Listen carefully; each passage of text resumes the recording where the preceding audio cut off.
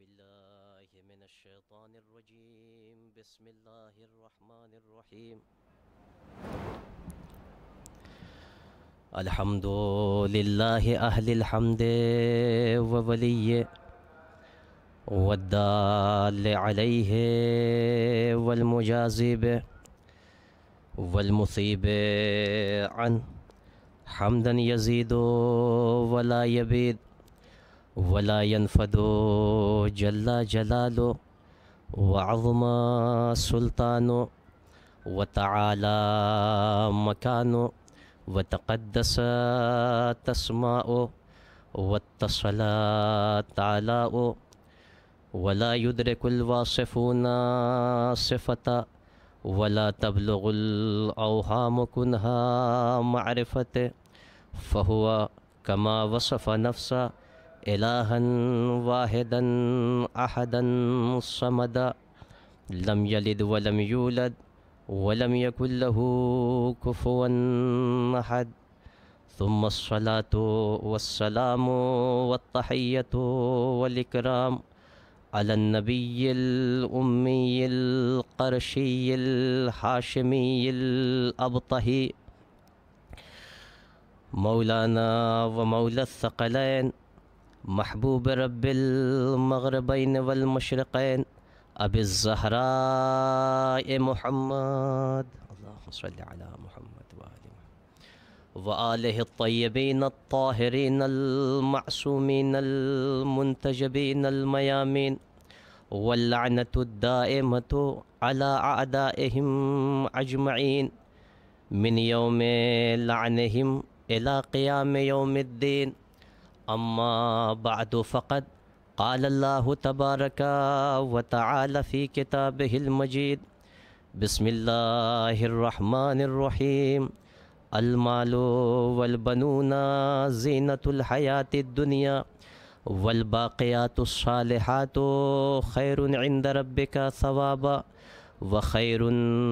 عملا. معزز سامعین و ناظرین کرام، قبل اس کے کہ اس آیہ کریمہ کے ذیل میں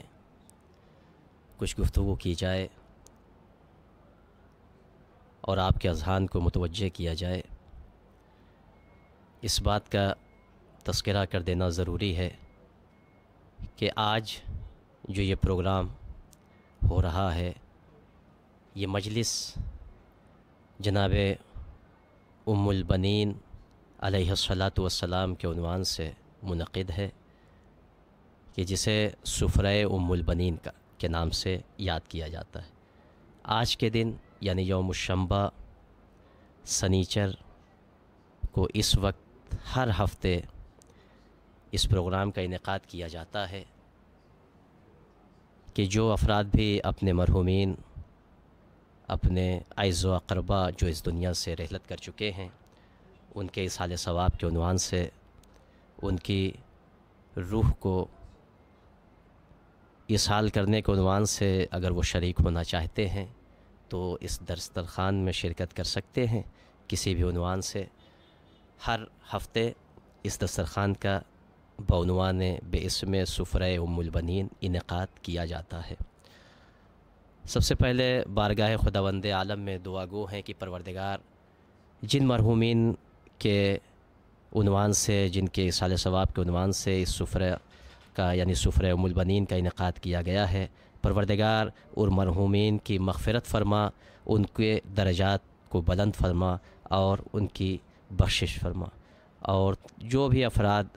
جو بھی مرحومین شیعان حیدر کرار جہاں کہیں بھی جو گزر چکے ہیں اس دنیا سے، پروردگار ان تمام کے درجات میں بلندی عطا فرما، ان تمام کی مغفرت فرما۔ ناظرین کرام، میں نے جس آیہ کریمہ کی تلاوت کا شرف حاصل کیا ہے، سورہ مبارکہ سورہ کہف کی 46ویں آیت ہے، کہ جس میں خالق ارض و سما، مالک کون و مکان، وہ پاک پروردگار، وہ خالق وحدہ لا شریک اپنی اس کتاب میں اس سورہ کے ذیل میں ارشاد فرما رہا ہے کہ المال والبنون زینت الحیات الدنیا، کہ یقیناً یہ مال، یہ اولاد، یہ زندگانی دنیا کی زینت ہے۔ انسان اس دنیا میں زندگی گزارتا ہے، زندگی بسر کر رہا ہے، کچھ مدت، کچھ سال، کچھ سنین کے بعد اسے اس دنیا سے رحلت کرنا ہے۔ اس چند روزہ زندگی میں، اس مختصر زندگی میں اگر کوئی چیز زینت کا سبب ہے، آسائش کا سبب ہے، تو قرآن نے آواز دی کہ وہ یا تو انسان کا مال ہے یا اس کی اولاد ہے۔ یعنی اس طرف بھی متوجہ کرنا مقصود ہے پروردگار کا کہ یہ مال، یہ اولاد دنیا تک محدود ہے۔ لیکن اس کے بعد آگے ارشاد فرمایا والباقیات الصالحات خیر عند ربک ثوابا، لیکن جو ہمیشہ باقی رہنے والے، یعنی نیک اعمال انسان کے، وہ نیکیاں جو باقیات الصالحات کا مصداق ہیں، جو ہمیشہ باقی رہیں گے، وہ تمہارے پروردگار کے نزدیک جو ہے وہ بہتر ہے ثواب کے عنوان سے، وخیر عملا، اور جس کی تم آرزو کرتے ہو، خواہش کرتے ہو، اس کے عنوان سے یہ بہترین ہے کہ جو باقیات الصالحات۔ یعنی پروردگار عالم گویا ارشاد فرما رہا ہے کہ اگر تم چاہتے ہو کہ آخرت میں تمہیں تمہاری آرزو کے اعتبار سے ثواب ملے اور بہترین اجرت ملے، بہترین اجر ملے، تو باقیات الصالحات یہی وہ چیز ہے کہ جو آخرت میں فائدہ دے گی، اور اس کا پروردگار کی نظر میں، اس کے نزدیک بہت عظیم ثواب اور عظیم اجر ہے۔ اب عزیزو، اس آیہ کریمہ کے ذیل میں ہمارے اور آپ کے چھٹے امام صادق آل محمد امام جعفر صادق علیہ السلام سے روایت ہے کہ پوچھا گیا کہ مولا باقیات الصالحات سے مراد کیا ہے؟ تو امام نے فرمایا الباقیات الصالحات ہی الصلوات الخمس، یہ نماز پنجگانہ ہے۔ وہیں دوسری روایت بھی امام صادق علیہ السلام کے عنوان سے منقول ہے، ان کے نام سے منقول ہے کہ امام نے فرمایا کہ ان من الباقیات الصالحات القیام لصلاۃ اللیل،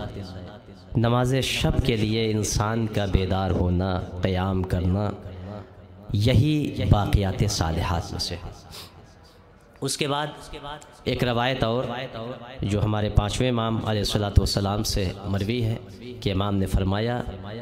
التسبیحات الاربع، کہ باقیات الصالحات سے مراد کیا ہے؟ وہ تسبیحات اربع ہے۔ ایک اور روایت میری نظر سے گزری، بہت اہم روایت، ہمارے اور آپ کے چھٹے امام حضرت امام جعفر صادق علیہ السلام سے یہ روایت ہے کہ امام نے فرمایا، اس باقیات الصالحات کے عنوان سے امام نے ارشاد فرمایا کہ لا تستصغر مودتنا، ہماری مودت کو، ہماری محبت کو ہلکا نہ سمجھنا، حقیر نہ سمجھنا، معمولی نہ سمجھنا۔ کیوں مولا؟ فَإِنَّهَا مِنَ الْبَاقِيَاتِ الصَّالِحَاتِ، اس لیے کہ یہی مودت اہل بیت ہے کہ جو باقیات الصالحات میں سے ہے۔ یعنی دنیا میں مال، اولاد، زندگانی دنیا کی زینت ہے، لیکن یہ یہیں پر محدود ہے، یہیں ختم ہو جائیں گے۔ اگر کوئی چیز تمہیں فائدہ پہنچائے گی، تمہیں راہ نجات تک پہنچائے گی، تمہارے لیے باعث اجر و ثواب قرار پائے گی، تو وہ ہم اہل بیت کی مودت و محبت ہے کہ اگر دل میں ہماری مودت ہے، دل میں ہماری محبت ہے، تو اب نہ تمہیں صراط کا خوف ہے، نہ تمہیں حساب کا خوف ہے، نہ تمہیں حول قیامت کا خوف ہے۔ ہماری محبت، ہماری مودت ہر مقام پر تمہیں فائدہ پہنچائے گی۔ اس کے بعد اگر ہم دیکھیں تو اس آیہ کریمہ میں اللہ نے ارشاد فرمایا ہے کہ مال اور اولاد زندگانی دنیا کی زینت ہے۔ یعنی انسان کی زندگی خوبصورت بن جائے گی اگر اس کے پاس مال ہو، اس کے پاس پیسے ہوں، اس کے پاس دولت و عشرت ہو۔ انسان کے لیے یہ دنیا انتہائی خوبصورت نظر آئے گی اگر اس کے پاس اولاد ہو، اس کے پاس بیٹے ہو۔ لیکن عزیزو، دوسری روایات میں موجود ہے کہ انسان پوری کوشش کرتا ہے، پوری زندگی صرف کر دیتا ہے مال کو یکجا کرنے میں، دولت کو اکٹھا کرنے میں، کوئی خیال نہیں ہوتا کہ حرام طریقے سے آئی ہے یا حلال طریقے سے ہے، ناجائز ہے یا جائز ہے، بس کسی طریقے سے مال یکجا ہو جائے، کسی طریقے سے ہم دولت کو یکجا کر دیں، یہی ہمارے لیے سرمایہ ہے، یہی ہمارے لیے کافی ہے۔ وہیں پر اولاد کے لیے بھی انسان بہت کچھ کرنے کو تیار ہوتا ہے۔ یہ مال، یہ اولاد کیا کرتی ہے اس کے لیے؟ کہا مال بہت زیادہ اگر اس کے کام آئے گا تو اسے ایک کفن عطا کر دے گا۔ یہ اولاد اگر بہت زیادہ اس کے کام آئیں گی تو یہ اولاد اپنے کاندھوں پر اٹھا کر اس باپ کو قبر کی آغوش تک پہنچا دے گی۔ ادھر جیسے ہی باپ قبر کی آغوش میں پہنچا، وہ اولاد کی جو اسے سب سے زیادہ عزیز تھی وہ اسے چھوڑ کر واپس چلی جائے گی۔ اب کون ہے قبر کی تنہائیوں میں؟ اب کون ہے جو اس کا سہارا بنے؟ اب اگر باقیات الصالحات اس کے پاس ہے تو وہی اس کی نجات کا سبب ہے۔ مال تو اس سے رخ موڑ کر چلا گیا، اولاد واپس چلی گئی، اب اگر اس کے پاس اعمال صالحہ ہے، اس کے پاس مودت اہل بیت ہے، تو یہی مودت قبر کی تاریکی کو روشنی میں بدل دے گی، یہی مودت اسے قبر سے راہ نجات تک پہنچائے گی۔ عزیزو، الغرض کہنے کا مقصد یہ ہے کہ یہ مال، یہ دولت، یہ اولاد زندگانی دنیا کی زینت ہے، لیکن آخرت کی زینت قرار نہیں پا سکتے۔ مال فانی ہے، یہ دنیا فنا ہو جائے گی، چند ساعات، چند مختصر سی مدت ہے، جس کی جیسی عمر لکھی ہوئی ہے اس عمر کو گزارنے کے بعد انسان اس دنیا سے رحلت کر جائے گا۔ اب نہ مال اس کے کام آئے گا، نہ اولاد اس کے کام آئے گی۔ لیکن عزیزو، ایک خوبصورت جملہ آپ کی سماعتوں کے حوالے کرنا چاہتا ہوں۔ قرآن نے کہہ دیا مال زندگانی دنیا کی زینت ہے، اولاد زندگانی دنیا کی زینت ہے، یعنی آخرت سے اس کا تعلق نہیں ہے۔ لیکن اگر اس فانی دنیا کو، اس عارضی اور فانی دنیا کو، اور اس فانی اور عارضی دنیا کی آسائش کو، یعنی مال کو، اولاد کو، جو اس دنیا کی زینت ہے، یہ دنیا چند روزہ ہے، چند ساعات کی دنیا ہے، چند سالوں کی ہے، اس کے بعد انسان اس دنیا سے، زندگی سے رحلت کر جائے گا۔ لہٰذا اگر اس فانی اور عارضی زندگانی دنیا کی فانی اور عارضی زینت کو کوئی نصرت امام میں ابدی بنا دے، اسے ام البنین کہا جاتا ہے۔ یعنی یہ کردار ام البنین ہے کہ اپنے بچوں کو نصرت امام میں ابدی بنا دیا۔ اب یہ صرف یہ بیٹے، یہ اولاد زندگانی دنیا کی زینت نہیں ہے، بلکہ یہ آخرت کی بھی زینت بن گئے۔ کیوں؟ اس لیے کہ اس فانی اور عارضی زندگانی دنیا کی زینت کو نصرت امام میں ام البنین نے ابدی اور تا ابد بنا دیا، ابدی بنا دیا، باقی بنا دیا۔ اب یہ فانی نہیں ہے، لہٰذا اب یہ ابدی ہو چکے۔ عزیزو، مال انسان کیسے کیسے مال کو جمع کرتا ہے، لیکن یہ فانی ہے، یہ دنیا کی زینت ہے۔ لیکن اگر ایک کردار ہم دیکھیں تو ایک کردار ہمیں تاریخ اسلام میں نظر آئے گا کہ جس نے اس خلوص کے ساتھ، اس عقیدت کے ساتھ اتنی صاف و شفاف دولت کمائی تھی کہ اللہ نے جس کے مال کو اپنا مال کہا ہے، وَوَجَدَكَ عَائِلًا فَأَغْنَىٰ، اے میرے حبیب، ہم نے تمہیں تنگ دست پایا تو ہم نے تمہیں امیر بنایا، ہم نے تمہیں مالدار بنایا۔ یعنی اگر بیٹوں کو دیکھنا ہے تو اگر بیٹوں کو کسی نے ابدی اور باقی بنایا ہے تو وہ کردار ام البنین ہے، وہ ذات ام البنین ہے۔ وہیں پر اگر اپنے مال کو کسی نے ابدی و باقی بنایا ہے تو وہ کردار جناب خدیجہ ہے، وہ ذات جناب خدیجۃ الکبریٰ ہے کہ جنہوں نے اتنی صاف و شفاف اور اتنے جائز طریقے سے مال کو جمع کیا کہ اللہ نے ان کے مال کو اپنا مال کہا۔ اے رسول، ہم نے آپ کو تنگ دست پایا تو آپ کو غنی بنا دیا، آپ کو مالدار بنا دیا۔ تو عزیزان محترم، یہ کردار جناب ام البنین ہے۔ کون ام البنین؟ کہ ایک مرتبہ مولا کائنات اپنے برادر محترم، اپنے بھائی جناب عقیل کی خدمت میں آئے، اور آنے کے بعد جناب عقیل سے گزارش کرتے ہیں اور کہتے ہیں کہ اے میرے بھائی، آپ نصاب عرب سے بہترین واقف ہیں، آپ ماہر نصاب عرب ہیں، آپ میرے لیے ایسے خانوادے کا انتخاب کریں کہ جس کی عورت سے میں شادی کروں اور میرے یہاں ایک بہادر بیٹا پیدا ہو۔ تاریخ کے جملے ہیں کہ انظر لی امرأتن قد ولدتها الفحولة من العرب، اے بھائی میرے لیے ایسی عورت کا انتخاب کیجئے کہ جسے شجاع اور بہادر افراد نے جنا ہو، یعنی جس کی ولادت شجاع خاندان میں ہوئی ہو، بہادر خاندان میں ہوئی ہو۔ اس کے بعد مولا عجیب جملہ کا ارشاد فرماتے ہیں لِكَيْ أُصِيبَ مِنْهَا، تاکہ اس سے جو مجھے اولاد ہو، جو مجھے بیٹا ہو، جو مجھے ذریت ہو، وہ شجاع ہو، بہادر ہو، وَيَنْصُرُ وَلَدِي، اور میرے بیٹے حسین کے کام آئے، اس کی نصرت کرے۔ اور ایک مرتبہ امام نے اشارہ کیا امام حسین صلی اللہ علیہ وسلم کی طرف کہ میرے اس بیٹے کے کام آئے، اس کا ناصر و مددگار قرار پائے۔ تو ایک مرتبہ جناب عقیل نے مولا کائنات سے فرمایا کہ آپ کے لیے جو مناسب ہے، جو سزاوار ہے، جو بہترین خانوادہ ہے، وہ خانوادہ وہ ہے کہ جس کی بیٹی کو فاطمہ کلابیہ کہا جاتا ہے۔ جناب حزام کا خانوادہ، ان کا قبیلہ، ان کا گھر وہ گھر ہے کہ جہاں پر بہادر عورتیں ملیں گی، اور میری نظر میں آپ کے لیے جناب فاطمہ کلابیہ کہ جن کی کنیت ام البنین تھی، وہ آپ کے لیے مناسب اور بہتر ہے۔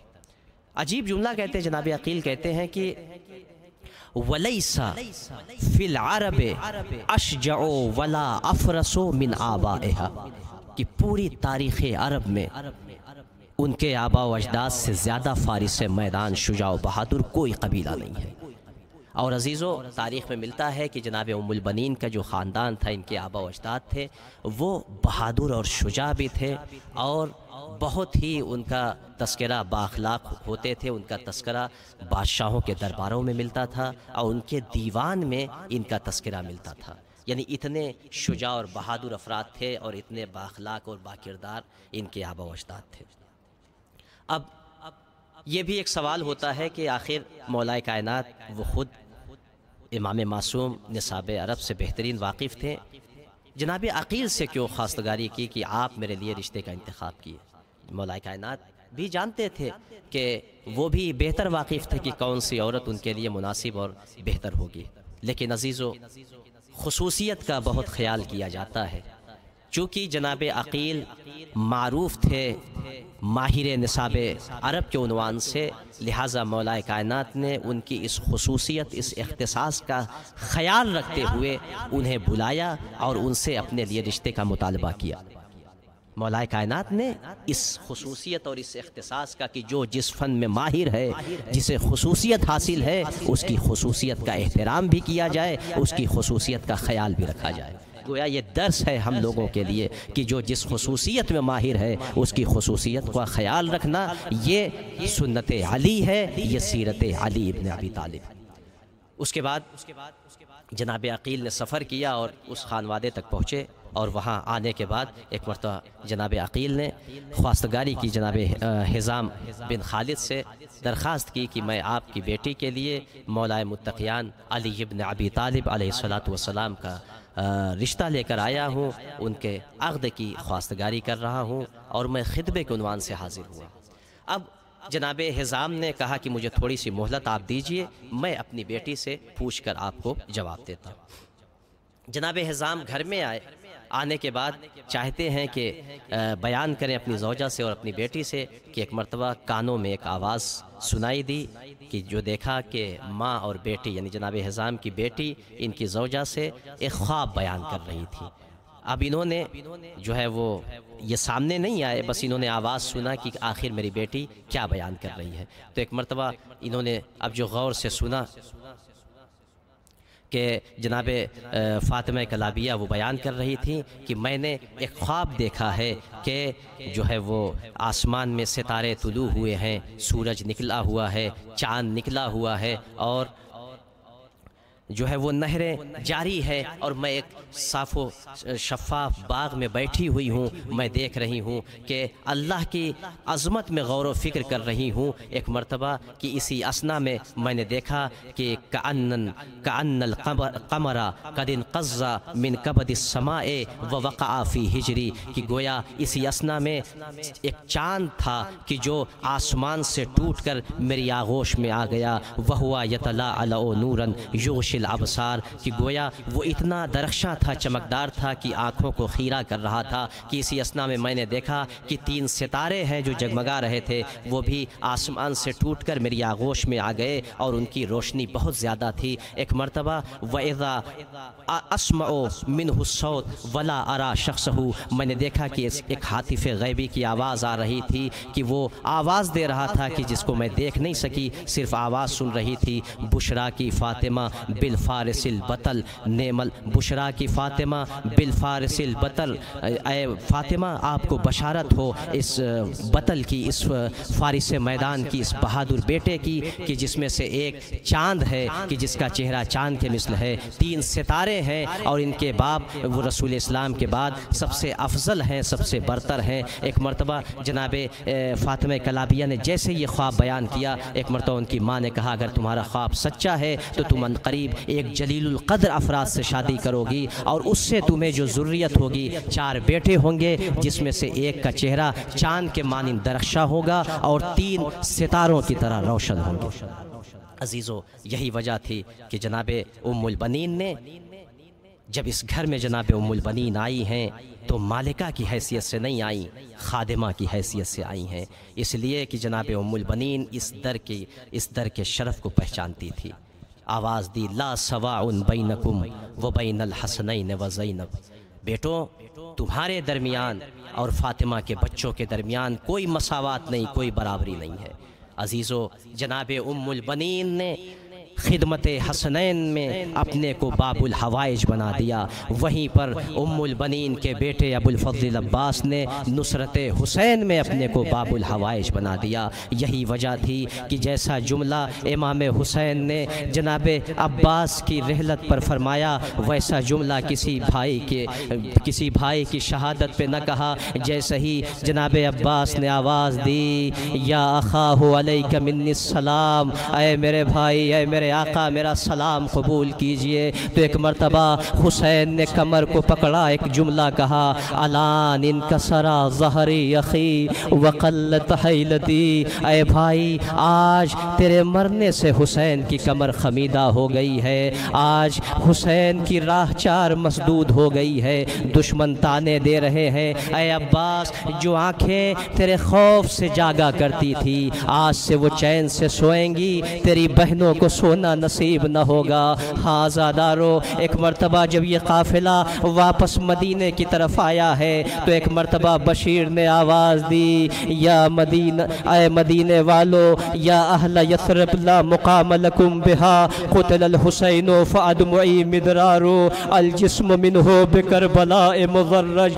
والرأس علی القنات یدارو، اے اہل مدینہ، مدینہ رہنے کے قابل نہ رہا، حسین قتل کر دیے گئے، ان کا جسم تو کربلا کی جلتی ہوئی زمین پر پڑا رہا، مگر ان کا سر دیار بدیار نوکے نیزہ کی بلندی پر پھرایا جاتا رہا۔ اے عزادارو، ایک مرتبہ ایک ضعیفہ نے آواز سنی اور کہا اے بشیر کیا کہتے ہو؟ کسی نے کہا اے بشیر یہ مادر عباس ام البنین ہے۔ ایک مرتبہ بشیر نے کہا اے ضعیفہ، آپ کو آپ کے لال عثمان کی شہادت کا پرسہ۔ جناب ام البنین کہتی بشیر میں نے تم سے اپنے بچوں کی شہادت کی خبر نہیں پوچھی، ارے میرے لال حسین کی خبر دو۔ ایک مرتبہ جیسے ہی بشیر نے ایک ایک کر کے اب جو جملہ کہا عظم اللہ لک العجر